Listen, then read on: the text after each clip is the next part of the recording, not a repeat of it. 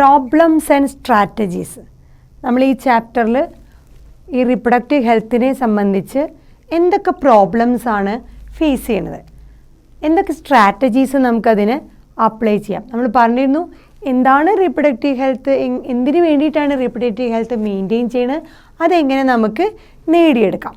അതുതന്നെയാണ് പറയുന്നത് എന്തൊക്കെ പ്രോബ്ലംസാണ് ഇതിൽ ഫേസ് ചെയ്യണത്, അത് എന്തൊക്കെ സ്ട്രാറ്റജിയിലൂടെ നമുക്ക് മാറ്റാം. അപ്പോൾ നമ്മൾ പറയുകയാണെങ്കിൽ നമ്മുടെ ഇന്ത്യയാണ് ആദ്യത്തെ, അല്ലെങ്കിൽ ഒരുപാട് കൺട്രീസിൽ ഒരു എമംഗ് ദ ഡിഫറെൻറ്റ് കൺട്രീസിൽ ഒരു കൺട്രിയാണ് ഇന്ത്യ.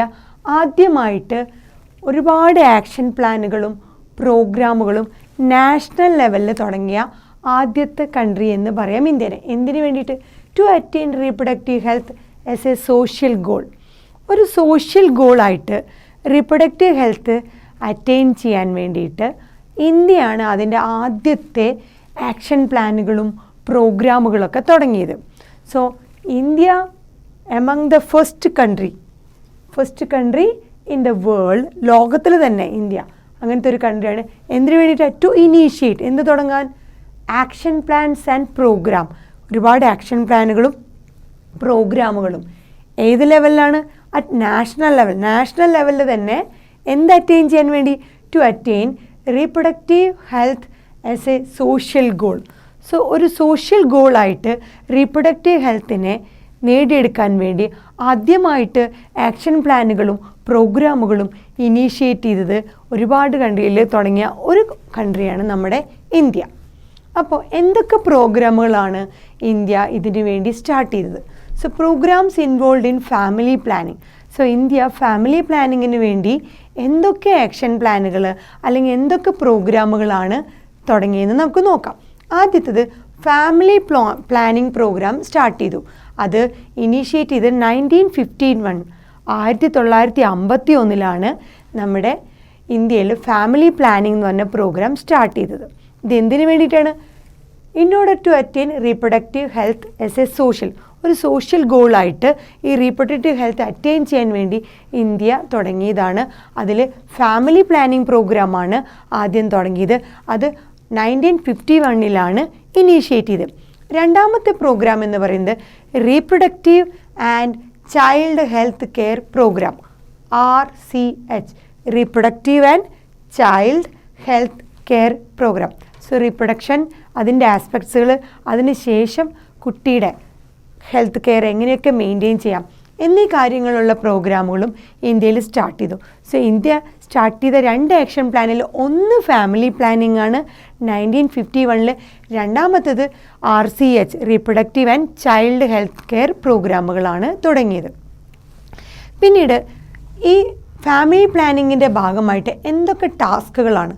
സോ ഒരു ഫാമിലി പ്ലാനിങ്ങിന് വേണ്ടിയിട്ട് ഒരുപാട് ടാസ്കുകളുണ്ട്. എന്തൊക്കെയാണ് ആ task?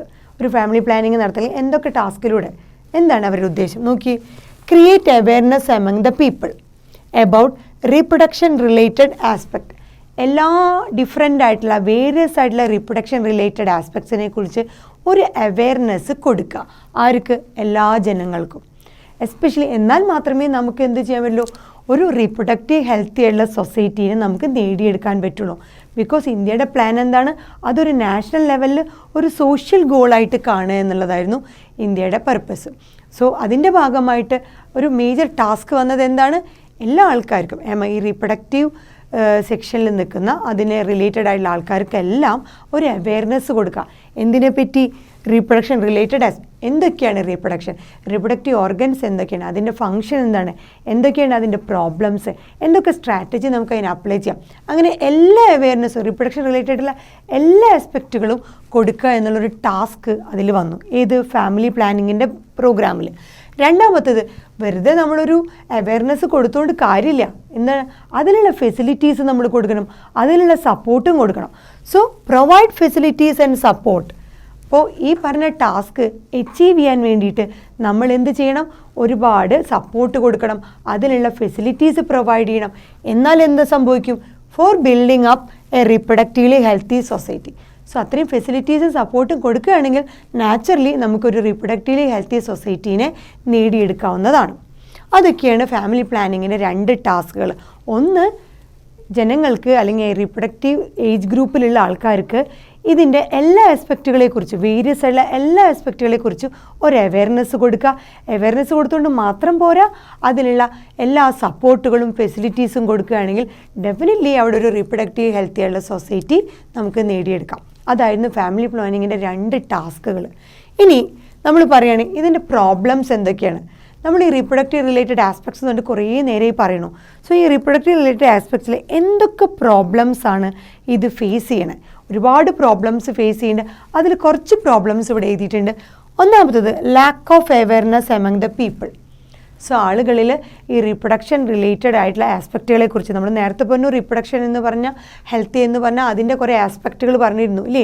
Social, emotional, behaviour and physical aspects ഒക്കെ ഉണ്ടായിരുന്നു. സോ അതിൻ്റെ എല്ലാ ആസ്പെക്ട്സുകളെക്കുറിച്ചും അവയർനെസ് ഇല്ലായ്മ, ചിലപ്പോൾ ഫിസിക്കൽ ആസ്പെക്ട്സിലുണ്ടാവും, ഇമോഷണൽ, ബിഹേവിയർ, അങ്ങനെ പല ആസ്പെക്ട്സുകളെ കുറിച്ചുള്ള അവയർനെസ് കുറവായിരിക്കും. സോ അങ്ങനത്തെ അവയർനെസ് ഇല്ലായ്മയാണ് അതിൻ്റെ ഒരു പ്രോബ്ലം. മിക്കവാറും ആൾക്കാർ ഇതുപോലെ എഡ്യൂക്കേറ്റഡ് അല്ല. സോ അവർക്ക് ഇങ്ങനത്തെ കാര്യങ്ങളെക്കുറിച്ച് അറിയില്ല. അതുകൊണ്ട് അവർക്ക് അവയർനെസ് പ്രൊവൈഡ് ചെയ്യുക എന്നുള്ളതാണ് ഫാമിലി പ്ലാനിങ്ങിലൂടെ നടത്തിയത്. അപ്പോൾ ഈ അവയർനെസ് ഇല്ലായ്മയാണ് ആദ്യത്തെ problem. Lack of awareness among ആളുകളിൽ ഇതിനെക്കുറിച്ചുള്ള അവബോധം ഇല്ലായ്മയാണ് ഒന്നാമത്തെ പ്രശ്നം. രണ്ടാമത്തെ പ്രശ്നം എന്താണ്? Number of myths and misconception about sex related aspect. So sex related ആസ്പെക്ട്സിനെ കുറിച്ച് ഒരുപാട് കെട്ടുകഥകൾ, മിത്ത് എന്ന് പറഞ്ഞാൽ ഒരുപാട് പുരാണങ്ങൾ അല്ലെങ്കിൽ കെട്ടുകഥകളുണ്ട്. അതുപോലെ മിസ്കൺസെപ്ഷൻ എന്ന് പറഞ്ഞാൽ ഒരുപാട് തെറ്റിദ്ധാരണകളുണ്ട്.